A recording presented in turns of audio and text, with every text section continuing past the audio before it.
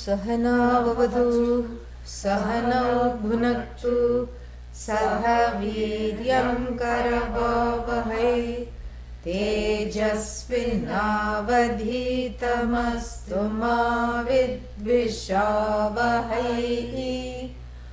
ॐ शान्ति शान्ति शान्तिः। ॐ नमो भगवते वैवस्वताय मृत्यवे ब्रह्म विद्याचार्याय नचिकेतसे च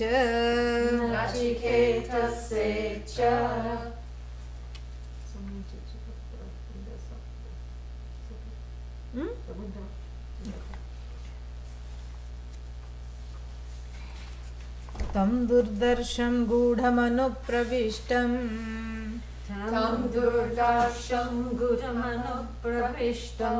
गुहाहितं गह्वरेष्ठं पुराणम्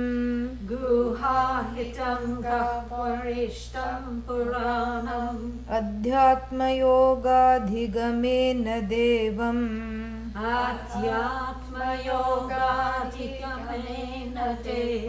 मत्वा धीरो हर्षशोकौ जहाति।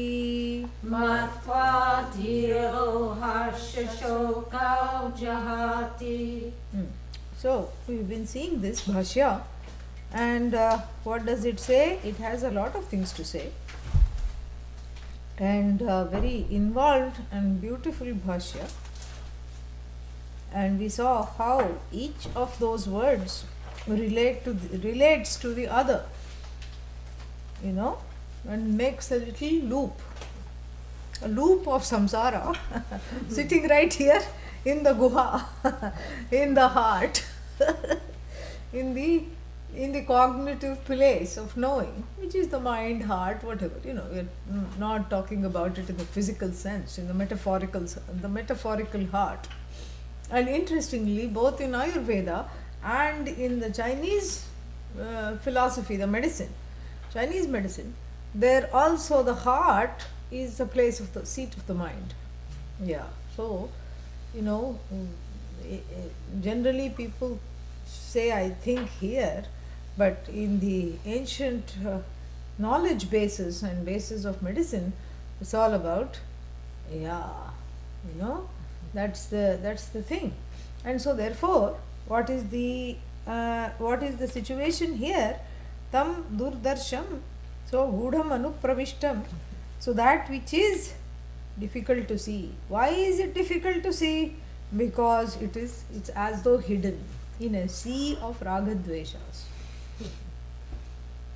in a huge ocean of ragadveshas, entangled in the sea weeds, and all the waves that come and go, and the little waves of sadness, the little waves of desire, the big tsunami of misunderstandings, and the incompletion, and the fears and the tears.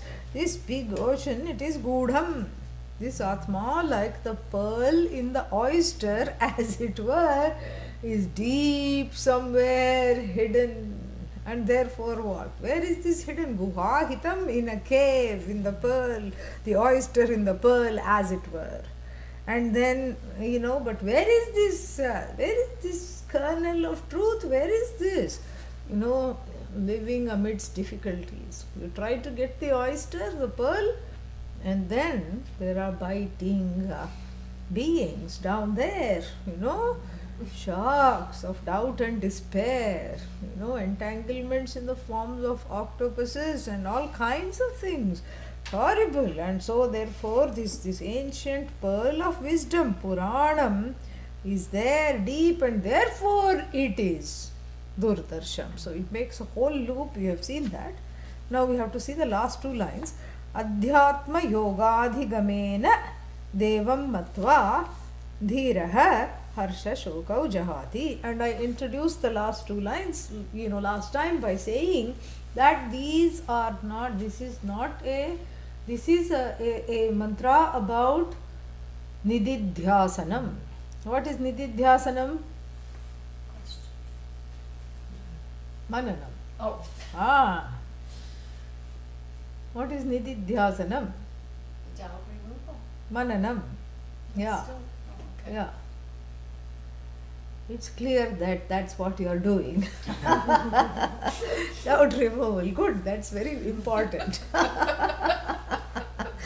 So, that's Mananam is good. Mananam is great. Nididhyasanam is, chewing the cud of the Shastra. Yeah. Ruminating.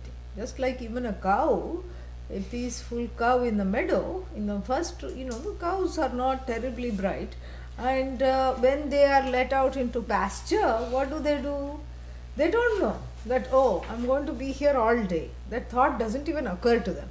They think, oh, I was in the stable, I may be put back in the stable. And I don't know, I'm hungry right now and I need to eat all I can, because it's like a buffet, all you can eat, the pasture. So it eats everything that it can. Stomach number 1 is totally full. And then it says, oh, I think I need to lie down, I need to sit down under a tree. So it sits down, and then still the farmer doesn't come and the people don't put it back in the stable. And then the cow says, oh, well, I have all day, I barely tasted the grasses that I ate. I just ate in such a hurry because I was so eager, so hungry. And then it brings out, it's called rumination. It's chewing the cud. So it brings out whatever it has swallowed in haste. It brings out. And then what happens? It chews it relaxedly. Relaxedly chews. And then it really tastes the sweetness of the juice of the wheat grass. Raso vaisaha rasaghyevayam labdhva nandi bhavati kohyevanyat kaf pranyat.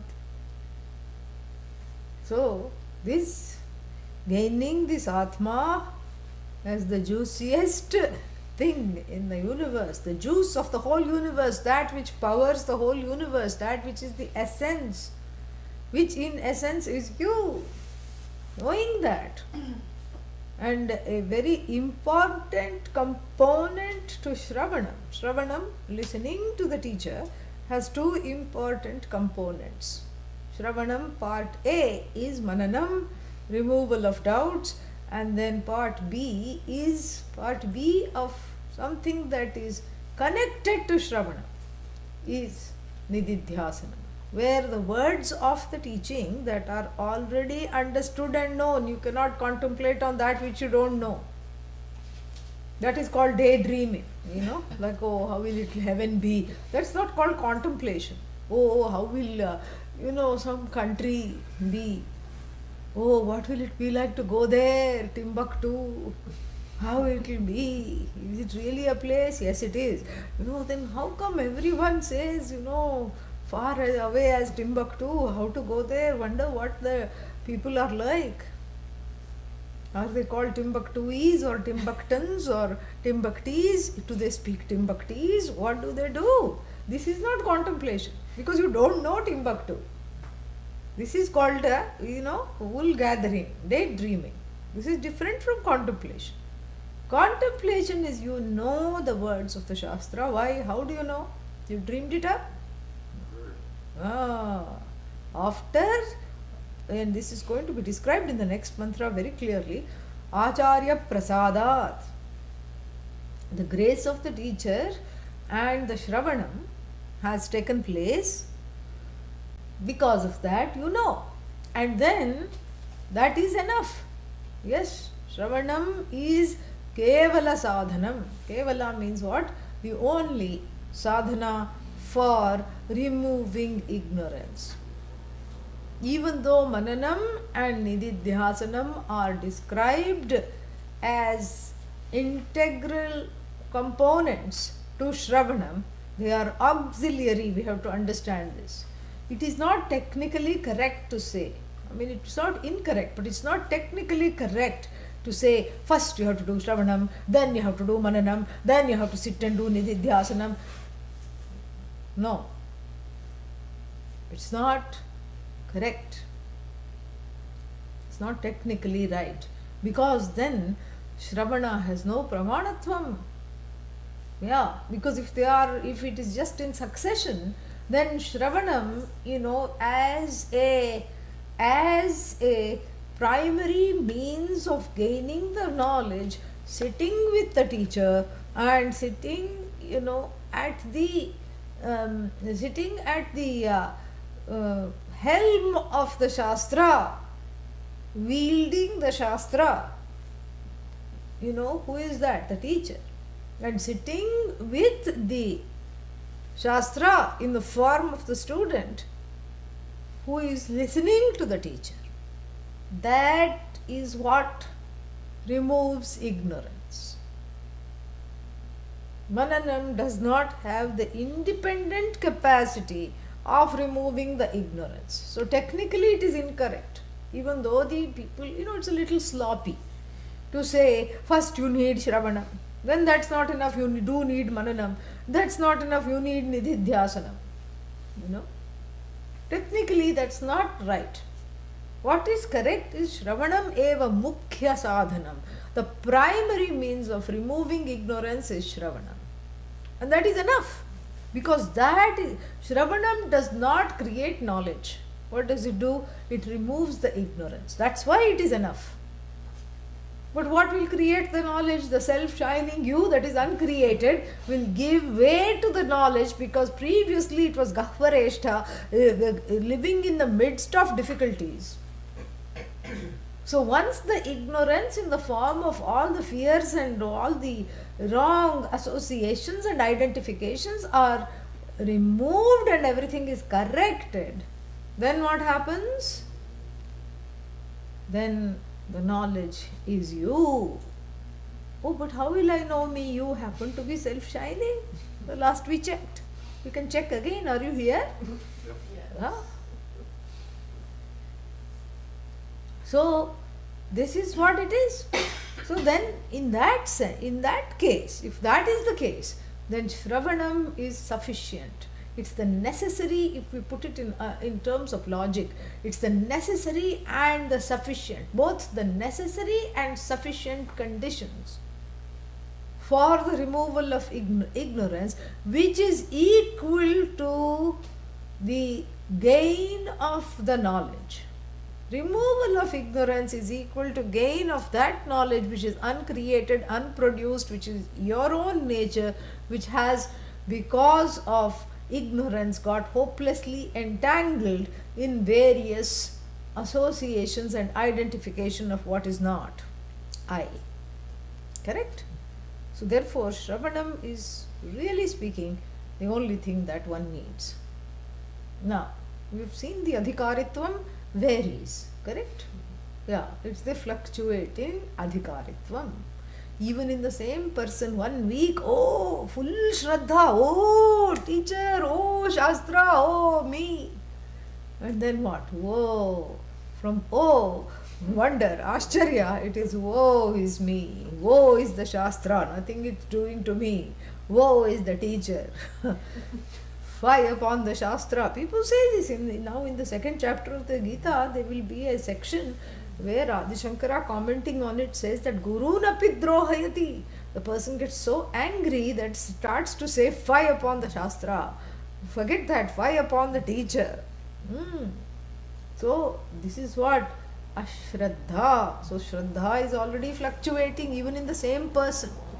But then if we look at the adhikaris in the universe, like everything else, it is categorized into 3 adhikaritvam. 3 kinds of what? Qualified people for gaining the knowledge. What are they? What are the kinds of adhikaris? Desperate. Desperate? No, that's bhaktas. Yeah, adhikaris. 3 kinds of adhikaris. All adhikaris are desperate for the knowledge, but some are more desperate than others. Adhikaris, 3 kinds of adhikaris. The superior adhikari, adhama, superior adhikari, uttama, and then madhyama, the middling fellow, and then adhama, just like it sounds. You have to scrape this adhikari off the floor. That kind of thing. So, in terms of gradations, there is the superior, the best adhikari, and then the worst, lowly adhikari. Very good, whoever said that. And then in the middling adhikari. Yeah. And where is the superior adhikari? Right here. Who is that? Nachi, little Nachi. Now we are familiar with him, we can give him a pet name. Little Nachu. Little Nachi is the superior adhikari. You tell him once, before you tell him, he already has got the thing. You look at the questions, look at the quality of the questions, look at the quality of the recall, look at the desire, the tivra ichha. Tivra mumukshutvam is equal to superior uttama adhikari.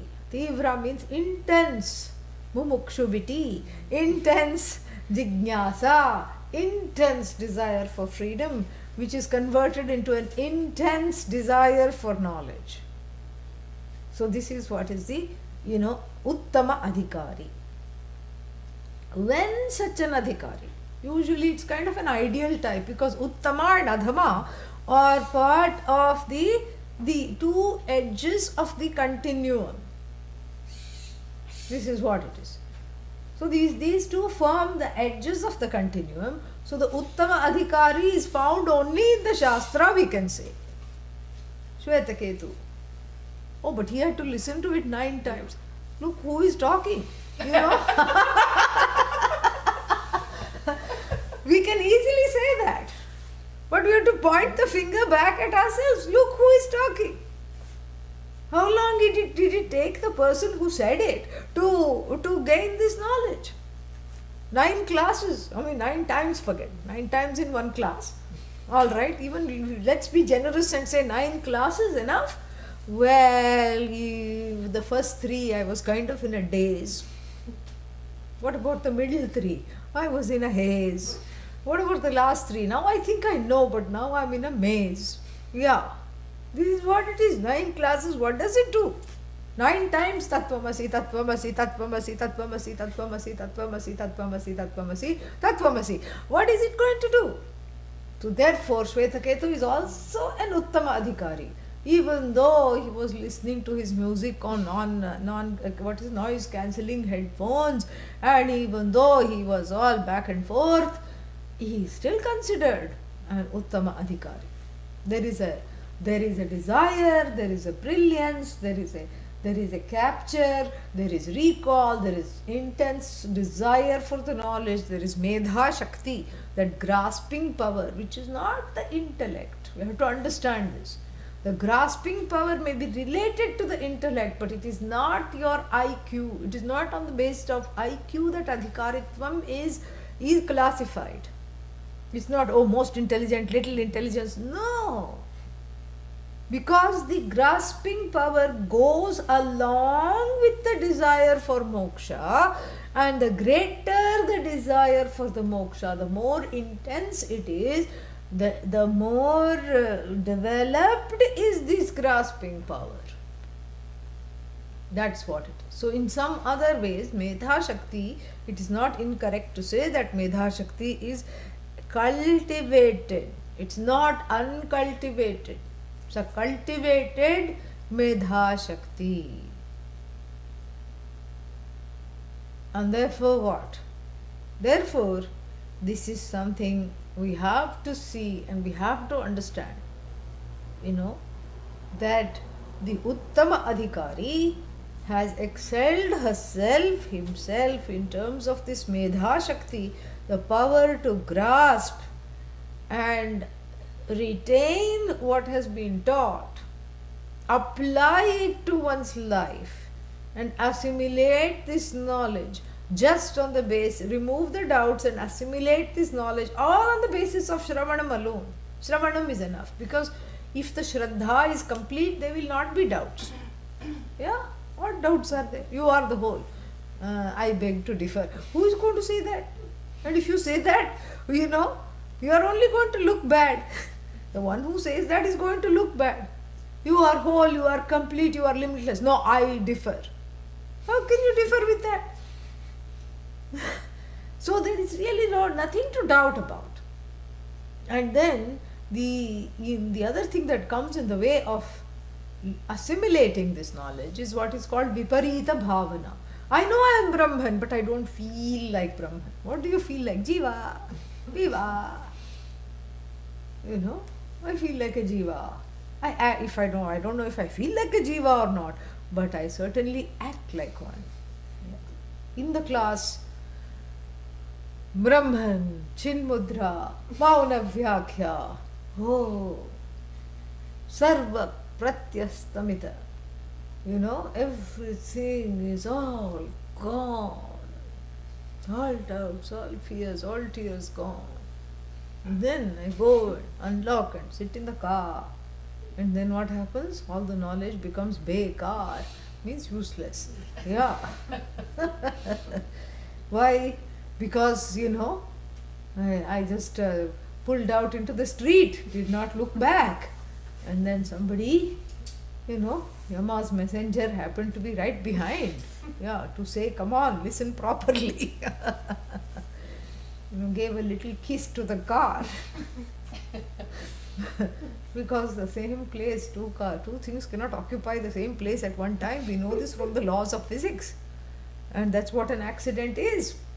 Two things trying to occupy the same place, yugapat, simultaneously. That's all it is. If you look at accident objectively, that's all it is.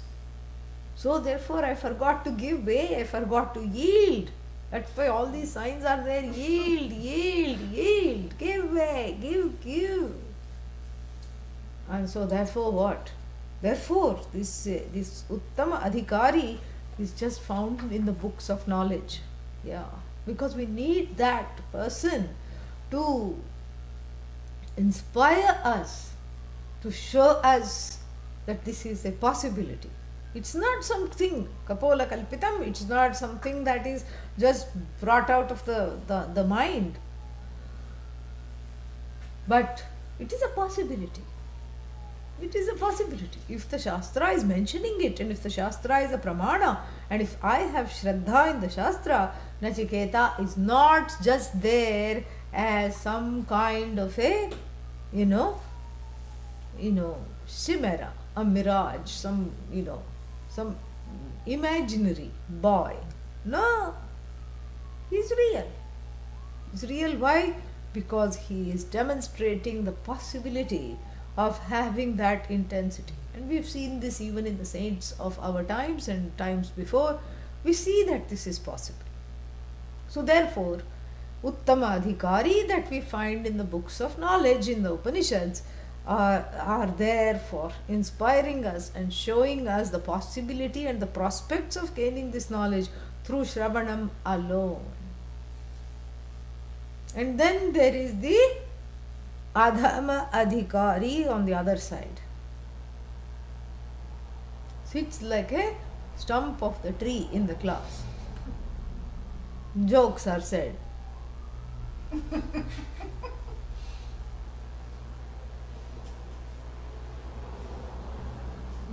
Looks at others. Why are they laughing?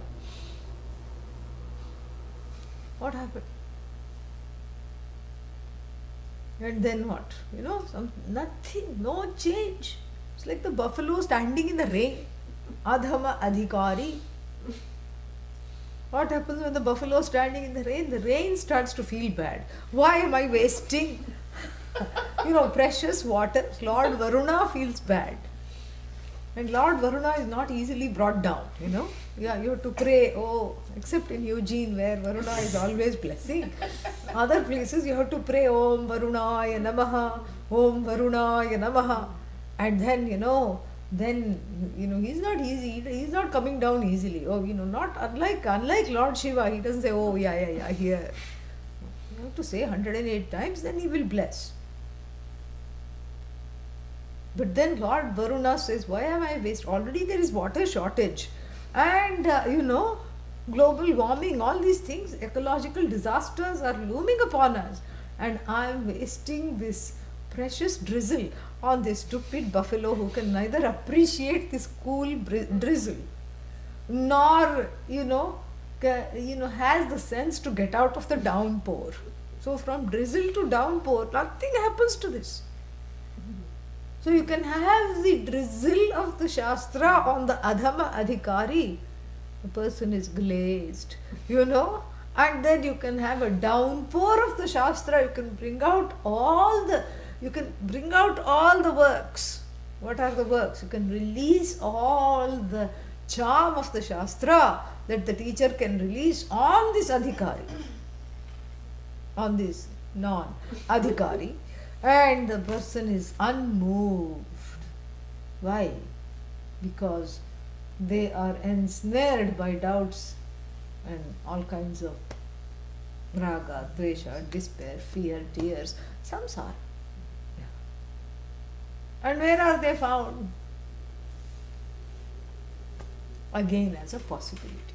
Generally, such people, if they exist, they don't come to the classes. So we don't really encounter them in the classes unless the significant other has dragged them with a leash, and then tied them to the chair, tied them to the asana, Then like this, with the hands in the back.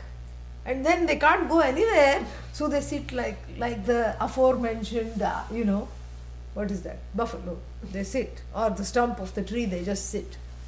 Otherwise, you don't find them. Because they are not attracted to the classes. They know that they are not attracted. So they won't come around.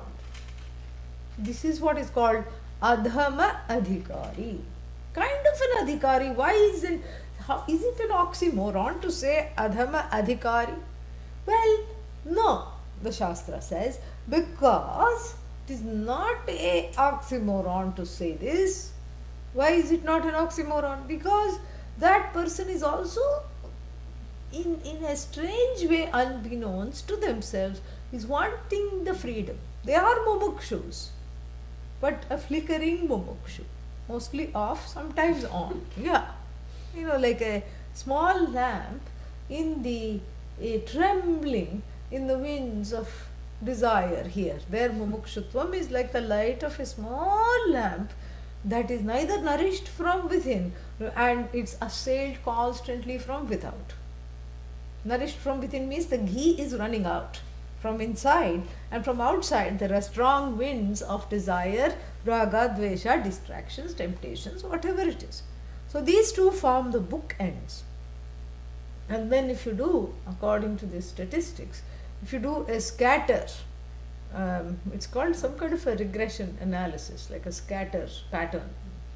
And then you will find that all the so-called, Madhyama Adhikaris comprise most of the population.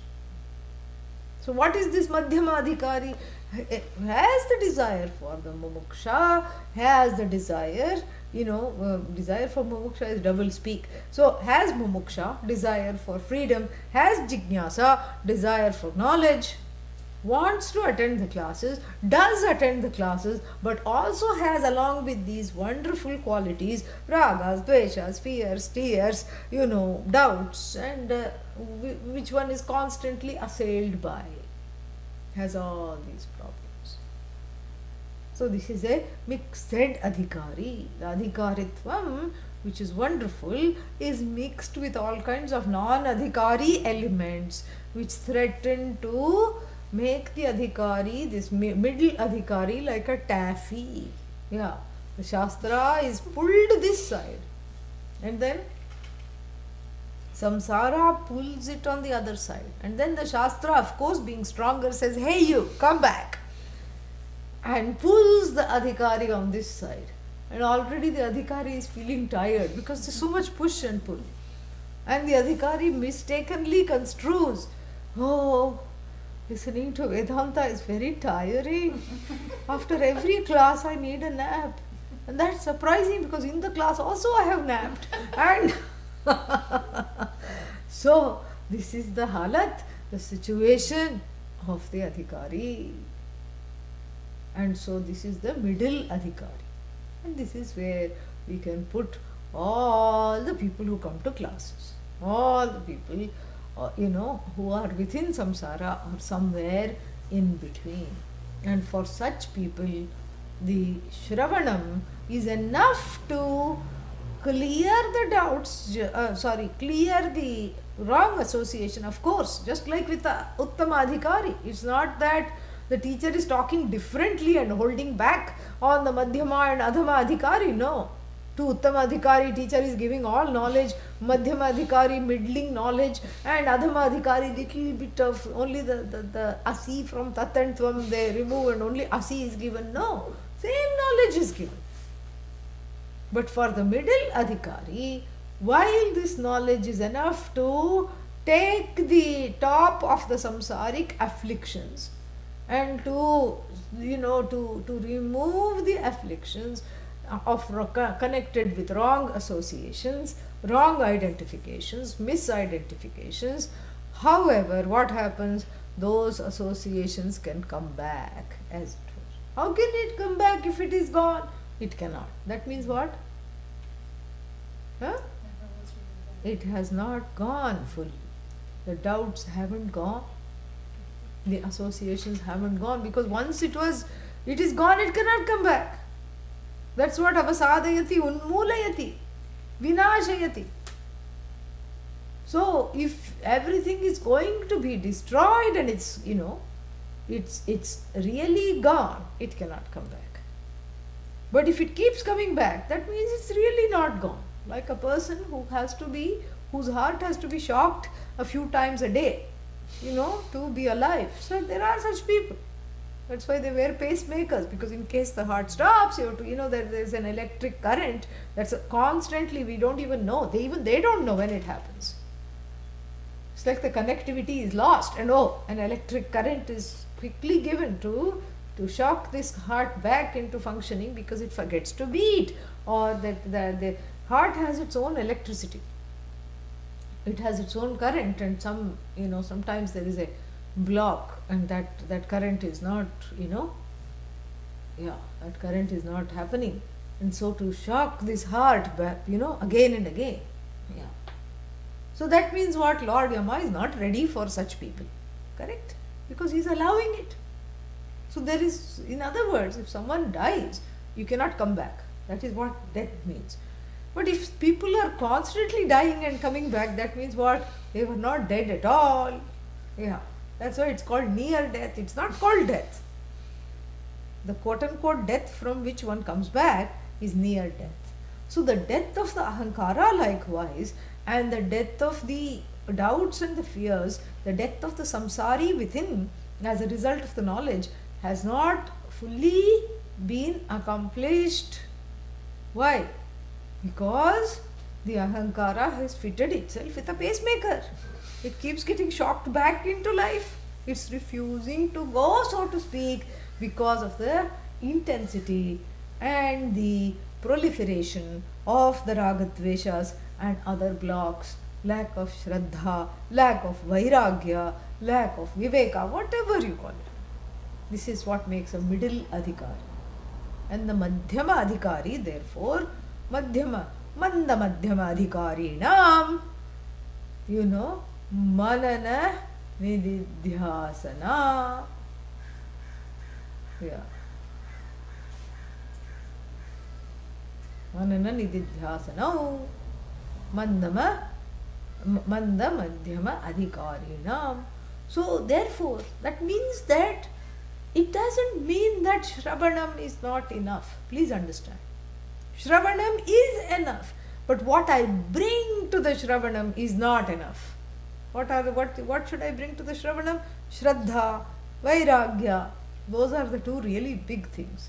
Samadhanam, focus, Jigyasutvam, all these things, if I don't bring, because the Shravanam is it's a necessary and the sufficient condition for the knowledge, provided I am equipped with that six pack. I am equipped with Viveka, Vairagya and the desire for knowledge, in addition to the six pack of values and how to conduct myself and how to have an open mind.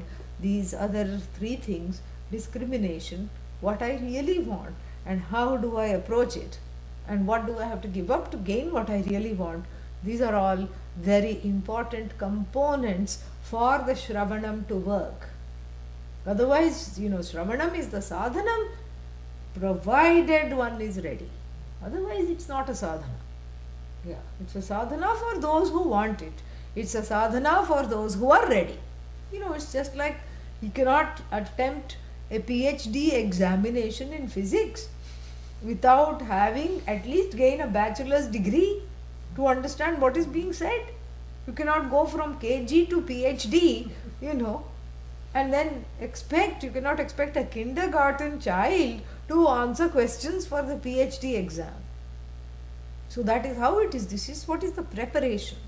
And if the preparation is insufficient, then Shravanam seems or appears to not be enough. Shravanam itself, which is the necessary and the sufficient condition for the production of this Atma, which is hidden in the midst of all these things. Produce as though that which is hidden is produced in the sense of is made, is shown to be the cause of the universe. That knowledge, if it doesn't bear fruit, it doesn't mean that Shravan, something is wrong with the pravachana, with the fact that the teacher is exposing the knowledge. The teacher's expose of the knowledge, the exposition of the knowledge is not, or even the Shastra is wrong, teacher is wrong. No. What is the problem? The problem is not with the, Vakta, the person who is doing the exposition. The problem is with the Shrota, the person who is doing the listening.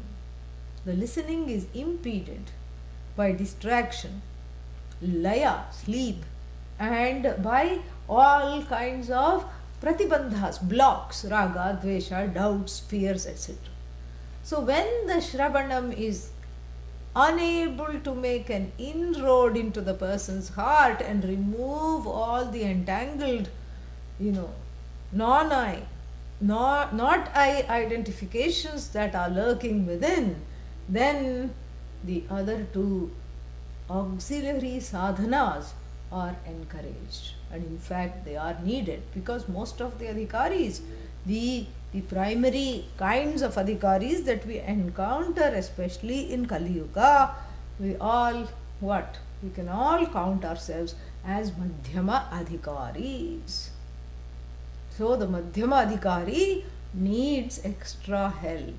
Yeah, CPR doesn't work, then you have to take drastic measures. Yeah. So those drastic measures, one is called, and I'm going to explain it right now since we are already in the context, so that I don't have to do it in the next verse, mantra that's going to come up. The next line of defense, if Shravanam is not working, is to see why it is not working and look at all the questions that are arising. And if questions arise, they are healthy, they are not wrong.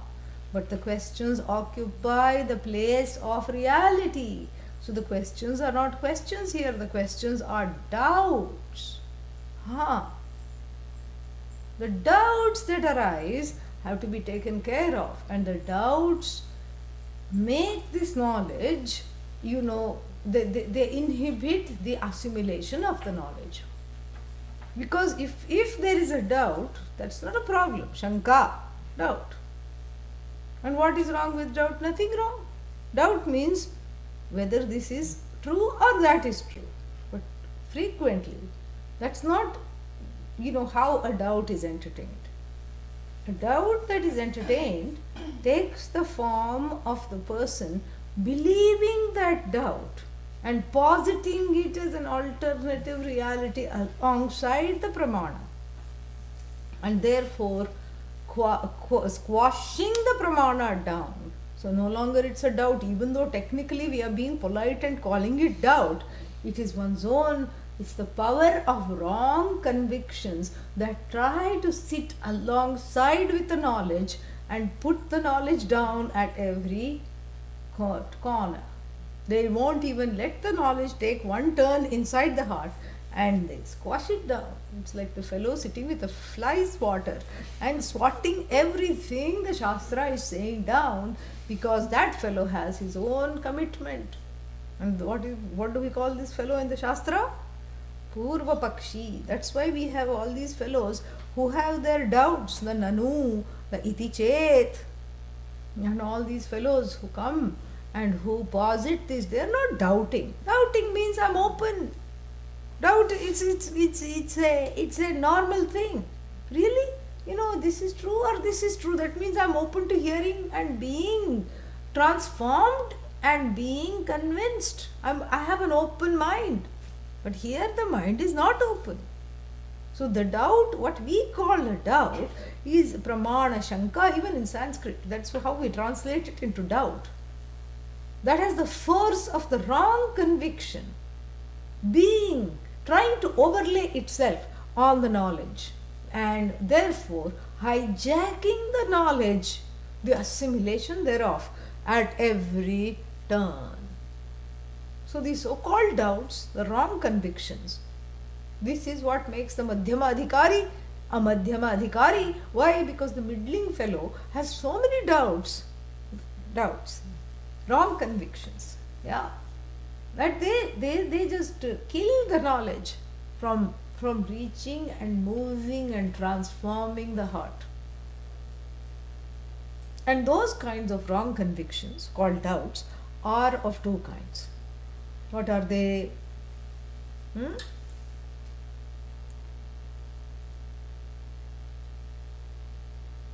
Taking something for something that is not. Yes.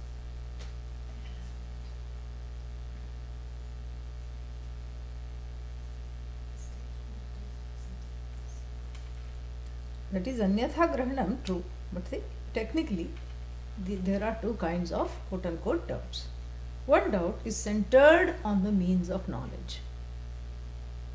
How can the Veda be a means of knowledge? I thought the means of knowledge is me. That's why, flower, I see, I touch, I, inhale the fragrance. I can even hear the flower if I make some rustling sounds with it. The petals, touch the petals and put it close to the ear, it will make a different sound than another flower. I'm the one. Who is this Veda coming in and telling me? How can it be an independent means of knowledge? This is what is called pramana shanka, a doubt centered on the Shastra as a means of knowledge. Pramana gata shanka, pramana shanka. Pramana shanka. Shanka, wrong conviction, doubt. Because it's not really a doubt, it's the wrong conviction. That's why I'm disbelieving. Here the belief is actually understanding. But I'm making it into an object of belief, that which is not. And I am not entertaining the possibility that the Shastra can come as a cool breeze and, take me out of this wrong thinking, which is like the hot fires of samsara. It can, that. So therefore the Shastra never blows me away. Why? Because I am convinced otherwise. This is the first kind of doubt. How can the Shastra, the teaching, be an independent form of knowledge? What does it have to tell me that I cannot know by reading the Upanishad? This is the first kind of doubt. Pramana gata shanka. So doubts or questions centered around the pramana itself. That the Shastra is a means of knowledge. That the Shastra is an indispensable part of the Shastra is the teacher. And the teacher and the Shastra are a package deal. The teacher has to become the tourist guide of the Shastra and then take you around the most interesting spots and show you, please look on the left, please look on the right. Yeah. When you get into a tour, what happens? The tour guide comes for free. You've already paid for it in a certain way. But you cannot say, I only want the bus, but I don't want you. And that person keeps on talking. Look in the left, look at all these wonderful statues, and look on the right, that is the bank, that is the treasury, this is the White House. Like if you go to DC and get into a tour bus, 3-hour tour, 2-hour tours, like that they will be. They start off at a place, you can get yourself dropped off there, or you catch a bus to go there, and then the bus will get on the tour, and then it's a nice bright day, and here you are. And this is the wrong time to say, let us go with a friend and catch up, because you will not be allowed to talk to the friend. You will not be allowed to talk, because constantly there is this microphone right above you, and then you're being bombarded with what is there to see and what is there not to see. That time you cannot get annoyed, because you have agreed to this, correct? Yeah. So this is pramana shanka. If one starts to think, one more example of pramana shanka, if the teacher was absent, I would get this knowledge quicker. Pramana shanka. What is wrong with this, what is wrong with this scenario? It is the inability to see the connection or the indispensability of the teacher in the assimilation of the teaching in the knowledge. And why this inability to see? Authority issues, fear. And how can this person give me anything that I don't already have? No, the person is giving you something that you already have. How can the person give me something that I already have? Both ways. They strike down the Shastra at every corner. This is what is called pramana gata shanka. What is the other kind? Prameya gata shanka. Pramanam, manam, means of knowledge. Ma, knowledge. Manam, means of knowledge. Pramanam. Pramayaha karanam.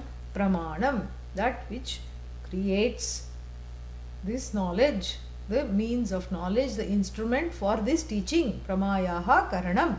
Pramanam. And then prameya, that which is to be known. Because the Shastra is not just spinning wool, correct? It is saying some things that need to be known. Prameya. Prameya means what? That which has to be known. That which the pramanam is facing. So, pramata, I, pramanam, the means of knowledge that I operate, prameya, that which is to be known. So if you take the same flower example, who is pramata? Flower, correct? Who is pramata? Where should I point the finger? Who is the pramata? Is that the knower? Yes, just now I said pramata means the one who knows, correct? Who is the pramata of the flower? Pramata. What is prameya here? Flower. Flower. What is the meaning of prameya? That which is to be known. Pramata, I, knower. Prameya, flower. That which is to be known. And then, what is the means of knowledge to know this flower? Shastra. I need to look in the book. Correct?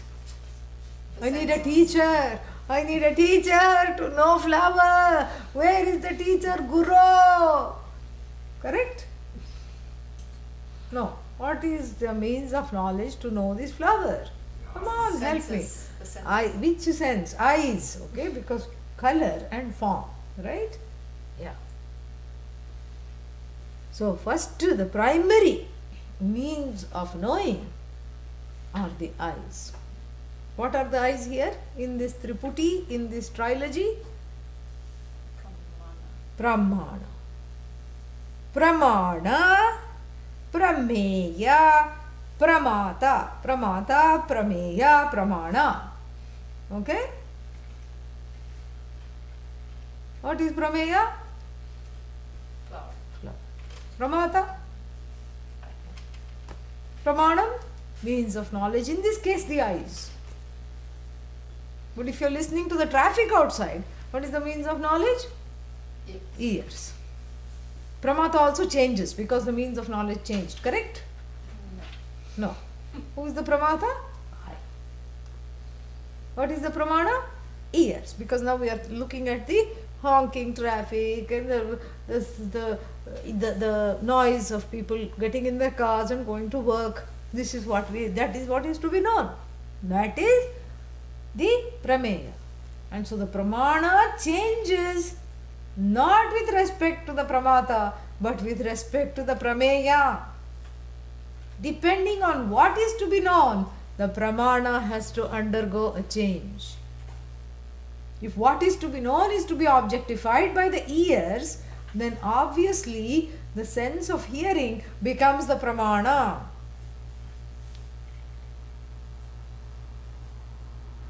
Because I cannot see the traffic, I am sitting here. Obviously, I have to use another means of knowledge because I am not out there trying to see it. So therefore, that which cannot be seen is used through is the ears come into play, because the ears are an independent pramana for the realm of sound. Similarly, if you cannot see if the cooking has had enough salt. When you look at it and say there is enough salt, no, even if you have, let's say, X-ray vision, you cannot do this. What do you have to do? When you hear it, put the ear on the cauldron and say, okay, it has enough salt. No. So what can you do? You have to taste it. Oh, I forgot to put salt. Oh my God, so much salt. Feel like I have tasted the bottom of the ocean, that much salt. So you see how the pramana keeps changing in relation to what the prameya is. And here in the Shastra, what is the prameya? Please tell me. What is the prameya? What is prameya first of all? What is the meaning of the word prameya? Quick. The thing which is to be known. The thing to be known. What is the thing to be known? Self. I am the thing to be known. Correct? Who is the pramata? I. This is the problem. Here is the rub. So how are you going to know the I, which is both the thing to be known and the knower? This is what we get into this situation called kartru karma virodha, the contradiction of pramata and prameya. Pramata is one and the same. Here, in the previous examples, the pramata remained the same, the prameya kept changing, and in relation to the prameya, the pramata feels good about deploying various means of knowledge and sitting in the chair which has the, like lifeguard, pramata, written behind it. So I am occupying this chair and I won't let that go. And then what do?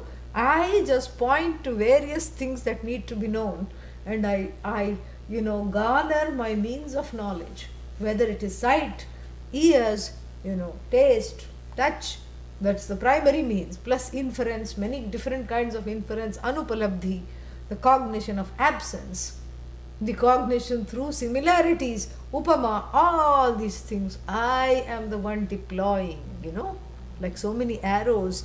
I am releasing the arrow called pramana, so it hits the target of the prameya, which I have to know. But here, the arrow upside down, I am going to shoot. How am I going to? What is the pramata? I. What is the prameya? I as Ishvara, that is to be known. How? How to know this? That's why a special means of knowledge, that's why a separate pramana, untouched and unpolluted by the infrastructure of the pramata, the disbeliefs, the non-beliefs, the fears and the tears that constitute the pramata is brought in to shed light on the nature of the pramata, who is not at all the pramata. Who is that? I'm not the pramata? Oh, then I must be the prameya. No, you're not the prameya. Wait a minute. I'm not the pramata? Yes. I'm not the prameya? Yes. Oh, then I must be pramana? No. What? Exactly. So that I seek to know is free of pramatritvam, free of prameyatvam, free of pramana. That same I, which is that limitless consciousness, because of whom pramata is, because of whom prameya is, because of which pramana is, not only pramana is operated. That is that single, non-dual, impartite, total, free, limitlessly whole Aham, I. That is this oceanic I, from which the waves of pramatritvam and the waves of prameyatvam come. But the ocean is free of the waves. The ocean is not known through the waves. Waves belong to the ocean and are sported by the ocean. But really speaking, the ocean is much more than the waves. The waves of pramata die. The waves of prameya also die. What is remaining is that oceanic consciousness. Pramata is a wave upheld, projected, sustained by that consciousness into which the pramata resolves. Like even in sleep, there is no pramata. Where is the pramata in sleep? What do you want to know in sleep? Nothing. You want to be left alone to sleep. So, that same consciousness which just now is upholding the pramata, Yugapat at the same time, because it is limitless, it is timeless, you cannot even say at the same time, upholds the prameya. Then you say, oh, Bhagavan, oh, Ishvara, oh, look at the laws, look at this, look at all these things.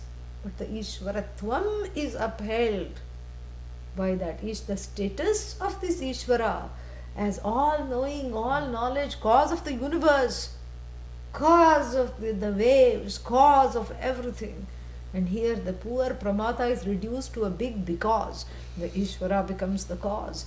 That causality and the status of this causation is also upheld by that same oceanic, limitless, complete, total, whole consciousness which is free of that causality, free of that causation. It's neither caused nor does it cause anything.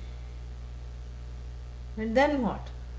The means through which the first gets to know the other, the one, the pramata, believing itself to be a tiny wave and just not even enough, dam means strength, to wave goodbye. That kind of a pramata who wants to be this big wave, this big shot called Ishvara, a tsunami called Ishvara, and this one is this lapping jiva. Laps up the knowledge I am Ishvara through that same pramana which is in the form of what? Whose true essence is that oceanic consciousness alone supplies itself, lends itself to be the means of the knowledge. Teacher, Shastra, classroom, class, Shishya, Guru, all these waves through creating more waves. And then what? And that knowledge that takes place is also on the level of the wave. Mithya. Mithya means everything is dependent upon this oceanic consciousness. And the ocean of samsara with all the fighting waves, the mighty waves, the lowly waves are just a notion. All that is there is this oceanic consciousness. This is what I have to know. How is this pramata going to know this? I have to give up the pramatritvam, correct? Yeah. That is why this pramana is become so crucial, that without this means of knowledge, and this means of knowledge alone is highlighted because it alone makes me, forces me to vacate the seat of pramatritvam, forces me to dislodge myself from the seat of the knower. I have to, I need sometimes the shovel of the Shastra to unseat this, to pry the fellow from the seat of the one on guard. Yeah, life guard, life coach, pramatri, this is what it is. The Shastra has to dislodge this I as the knower. Doesn't dislodge the I, dislodge the status of the knower, superimposed as it were upon this I, which is free of knower, knowledge, knowing everything. That is what the Shastra has the power to do. That is why this pramana alone, because if I know flower, if I know through anumana, arthapatti, those pramanas, blessed as they are, they don't have the power to dislodge the I as the knower. And only in dislodging the I as the knower, the pramana, the operates, this pramana, Shabda pramana, the words of the teacher operate. The words of the Shastra operate to dislodge the knower, so that I see that I am one with the prameya. So the second kind of Shanka has to do with prameya. How can I be Ishvara? What is this Ishvara? Does it exist or does it not? Is it a spark? Is it all funny looking? And where does it? Is it living in heaven? Is it a it? Is it a he? Is it a she? This is all what is called prameya gata shanka. Pramana gata shanka, prameya gata shanka. I want you to repeat this so that the recall will be there. Pramana shanka. Pramana shanka. Yeah. So that is that. What does that mean? Doubts centered on the means of knowledge. Prameya shanka. Prameya shanka. Yeah. So doubts connected to that which is revealed by the means of the knowledge. Ishvara. Brahman. How can I be Brahman? What is this Brahman? Astinava. Is it a spark? Is it all dark? Is it, is it light? If light, which colored light? All these things. So these two, are paramount. These two kinds of wrong convictions based on pramana, wrong convictions based on what? Prameya, become the paramount defenses because of which the pramata is not understood. Yeah. Shravanam takes care of pramata. Pramata, pramatrigata shanka, pramatru shanka. If there is a shanka connected to who am I, Shravanam takes care of that. But the pramana shanka and prameya shanka, if they are there, this is a big if.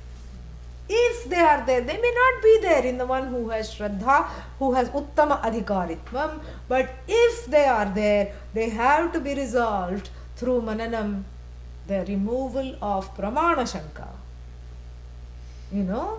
And Prameya Shanka also.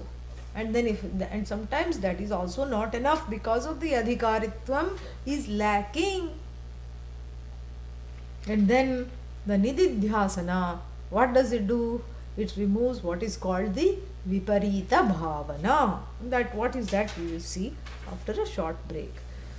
Om Purnamadav Purnamidam Purnat Purnamudachyate Purnasya Purnamadaya Purnameva Vashishyate. Om Shanti Shanti Shanti. Harihi Om Shri Gurubhyo Namaha. Harihi Om.